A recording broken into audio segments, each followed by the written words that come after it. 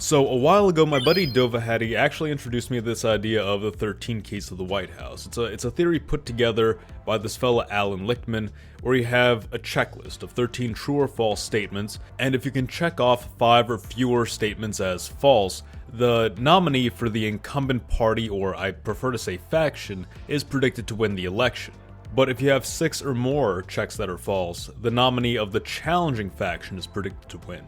Now, I'd heard about this before. Some people had brought it up to me, but I really didn't know too much about it until my conversation with Dova recently.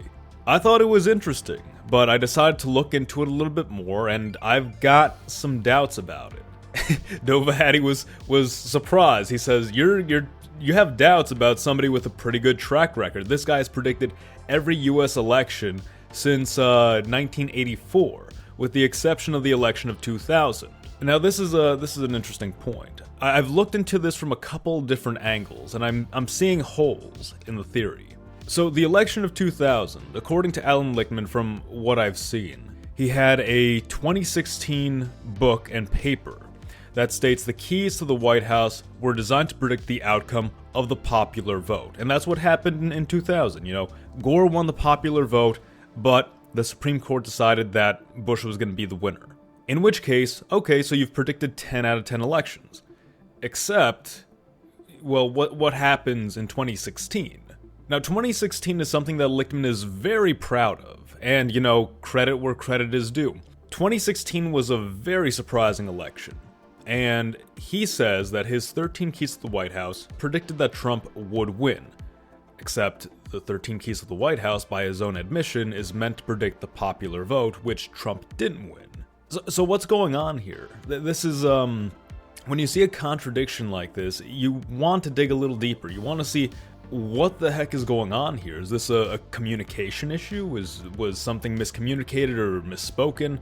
This has got to be clarified. Hello audience, Mr. Z here with another video for you. If you're new to the channel, welcome. We have videos like this every week where we talk about history and politics, so be sure to subscribe, leave us a comment about what you'd like to see next, and stay tuned for more. If you'd like to join the community, we do have a public Discord server linked in the description, along with a community-made subreddit loaded with memes, charts, maps, and more. And of course, if you'd like to help support the channel directly, consider becoming a channel member or donating to us on Patreon. Having dealt with censorship and demonetization in the past, especially when covering more sensitive topics, your support really goes a long way to keeping the channel going. All members do gain access to a separate members-only Discord server where you can speak with me directly. Now, let's get back to our regularly scheduled program. Once again, I give Lichtman credit for predicting 2016 and 2020. Those elections were very contentious. There was a lot of doubt and speculation as to which way the tide would turn. While the popular vote margins were pretty wide, insofar as state margins, the elections within the states that would determine the electoral vote, those were very close. Those could have gone either way. Now, a lot of pollsters, people have brought this up. Since election 1984, which is when he started using this model, pollsters have been pretty on the ball with predicting the elections, and it's true. If you look at some of these elections, it's not too hard to see which way the tide will turn. I mean, 1984 was a landslide. 1988 was another landslide. 1992, I know people might say that this was a very tough election to predict, but you gotta recognize there was a lot of division in the Republican Party between the neoconservative faction and the paleoconservative faction. You can see this in the margins by which Bill Clinton and George Bush were separated. And you also had Ross Perot. A lot of people will say, even to this day, that Ross Perot took about equally from both factions, and while I can see the margins there being fairly close, we have to recognize what Ross Perot was really appealing to. He wasn't appealing to what a lot of the liberal base was interested in. He was appealing to what a lot of the paleoconservative base was interested in. The talk of getting America out of foreign obligations, the talk about reducing the federal debt, I mean, these are things that, in contemporary times, this is what Republicans are interested in. And this is what a lot of paleoconservatives at the time were interested in. With that in mind, it's fairly easy to see that the 1992 election was going to go to Bill Clinton. Clinton widened his successes in the next election in 1996. 2000, admittedly, this is a very tricky one. Bill Clinton had basically set in motion this new era of neoliberalism. He had this idea of balancing sort of what Reagan started, but amalgamating it with some lighter, old Labor Democrat tones and liberal Democrat tones as well to produce what is now neoliberalism. Again, 2000 is a close election, but I could see it leaning in Gore's favor. But of course, Supreme Court decided in favor of George Bush, so that is what it is. 2004, with the response to 9/11 and the perception of John Kerry as a flip-flopper, it's clear to see where this election was going to go. You see what I'm getting at. With the exception of 2000, and I would also extend that to say 2016 and 2020, most of these elections have been fairly easy to predict. There's another factor in 2016 that I'm very skeptical about with what the 13 Keys claims there. Now, Lichtman, of course, he talks about how the 13 Keys to the White House are based on long-term trends. By observing some trends of history, you can determine the election outcome cycle after cycle after cycle. You'd assume with a system like that you would be able to make calls about the direction an election is going to go relatively early. But his 2016 prediction only came out in September. That's a small little nitpick right there. Again, if your system is based on long-term trends, you should likely be able to pick up on what those trends are fairly early on. The argument is that the keys are not subjective, they are objective. They're simple true or false things that you can determine based on how the past administration has performed and based on what the candidates are like. There shouldn't be too much ambiguity to that. And that's another issue I have with the 13 Keys model. It is extremely subjective. While Lichtman and its supporters argue that the system is objective, there's a lot of flaws with this. Take keys 12 and 13, for instance, when they're talking about the charisma of the incumbent faction candidate and the challenger candidate. So we have right here, Lichtman defines a charismatic candidate as one with an extraordinarily persuasive or dynamic personality that gives him or her broad appeal that extends to voters outside of their party's base. Having studied the political careers of all historic presidential candidates, Lichtman found that James G. Blaine, William Jennings Bryan, Theodore Roosevelt, Franklin D. Roosevelt, John F. Kennedy, Ronald Reagan, and Barack Obama had charisma that was exceptional enough to make a measurable difference in their political fortunes. By contrast, Lichtman found that while Donald Trump had intense appeal, it was only within a narrow slice of the electorate as opposed to the broad appeal that Ronald Reagan had with traditionally Democratic voters. Lichtman defines a candidate as a national hero if they were seen by the public as having played a critical role in the success of a national endeavor. He found that Ulysses S. Grant and Dwight D. Eisenhower were seen as national heroes, as both were great war leaders instrumental to major American victories. By contrast, he said that while many Americans admired John McCain for his military service, he was not seen as a national hero because he had not led the country through war. Now we have what seems like a fairly extensive description here of what defines charisma, but again, charisma is a subjective thing. If we want to use the definition of appeal beyond somebody's voter base, well now of course is the question of how do we define that? If we want to talk about what the Republican voter base is, the Republican voter base, especially when we look at an electoral map, is primarily concentrated along the Plains states, in some of the southern states, and out west. These populations are predominantly Christian, socially conservative, their political interests align with reducing federal influence, being fiscally conservative, these types of things. Donald Trump in 2016, 2020, and now in 2024 deviates from that line quite significantly, and he still retains this base. By and large, he still retains a large chunk of this base. Some of this base, of course, isn't satisfied with him, but this is a smaller segment of the population. But they take issue with his personality. They take issue with some of his bigger government programs. But in turn, Trump has broadened his appeal to a lot of the labor class in the Midwestern states and in the southern states. Trump has gained significantly with Hispanic voters and even black voters as well, two demographics that traditionally went for the Democrats. Could we have seen a George W. Bush administration that featured the likes of RFK Jr., Tulsi Gabbard, and Elon Musk? No. These are former Democrats and independents, depending on how you see Elon Musk, who have felt so disillusioned by the Democratic Party and so inspired by what Trump is talking about in his position of unity that they've moved over to his side of the aisle. Like Trump or hate him, you can't ignore the fact that these former Democrats have shifted over to Trump. If that is not a candidate with appeal beyond his party base, then what do you call that? If we're going to take into account individuals like John F. Kennedy and Barack Obama, the political charisma of Donald Trump is at least equivalent to that. Another issue, you have keys 10 and 11, foreign or military failure and success. Again, this seems like it should be clean-cut, yes or no. But even Lichtman himself says that these keys are tricky.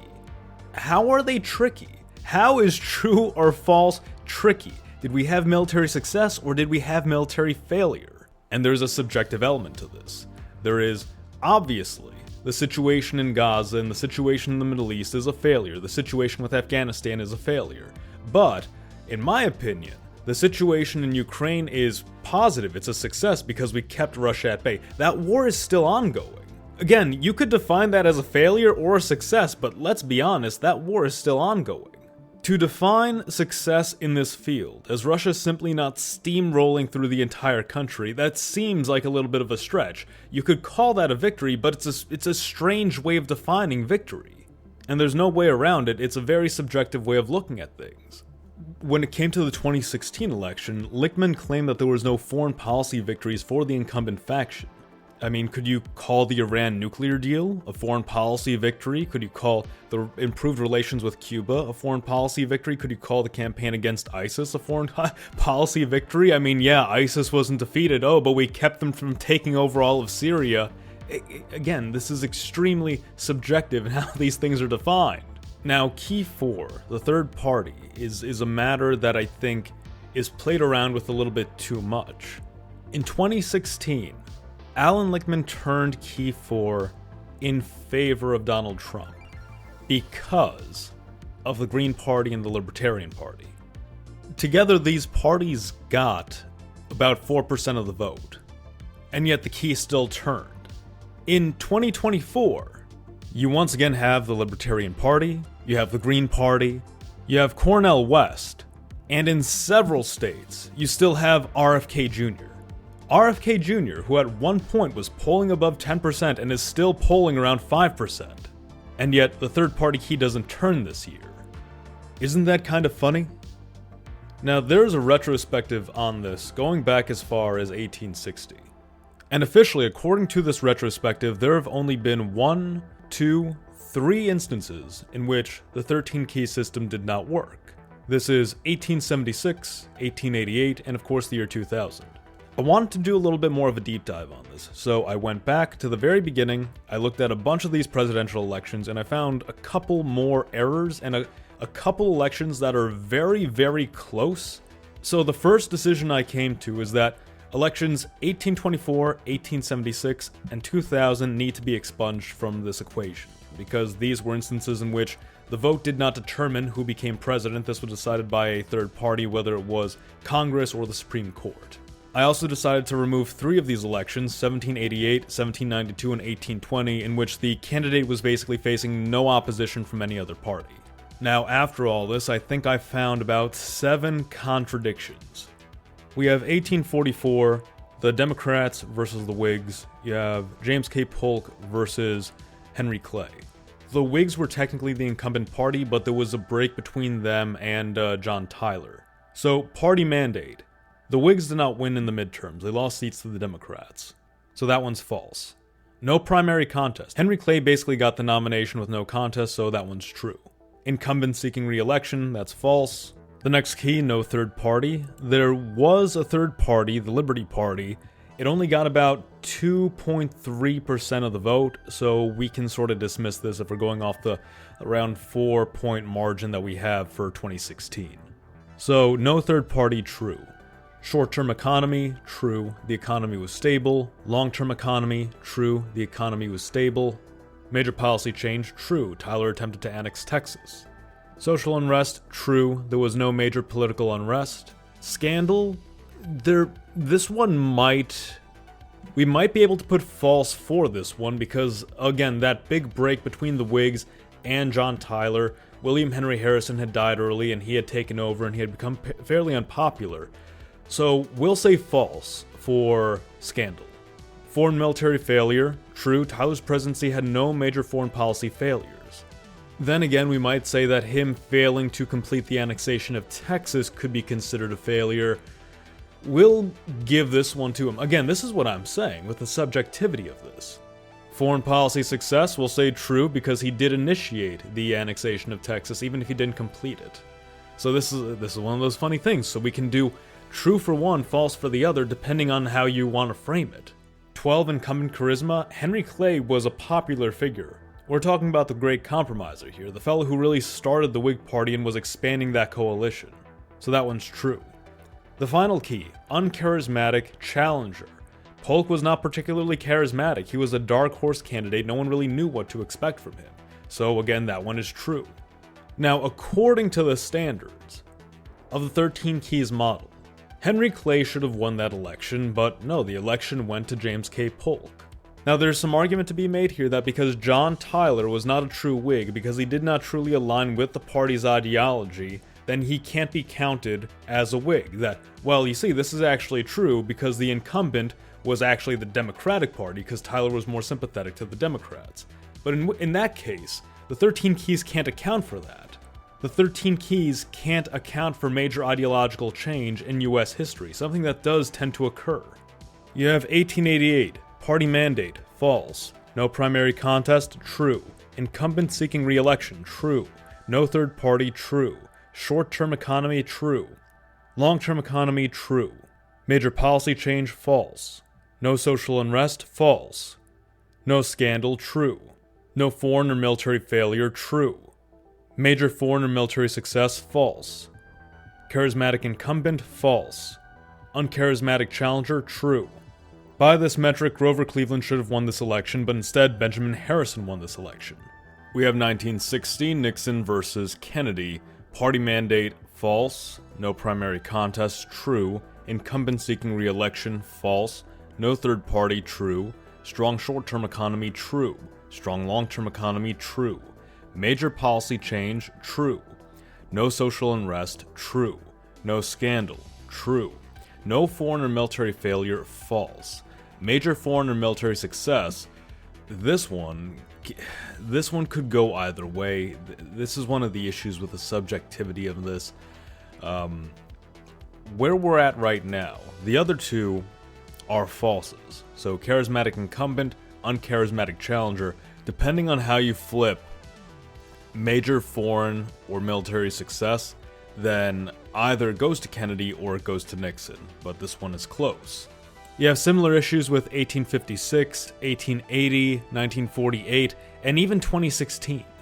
I find myself going back to just add more. So, election 1856 was not a close one by any margin, no.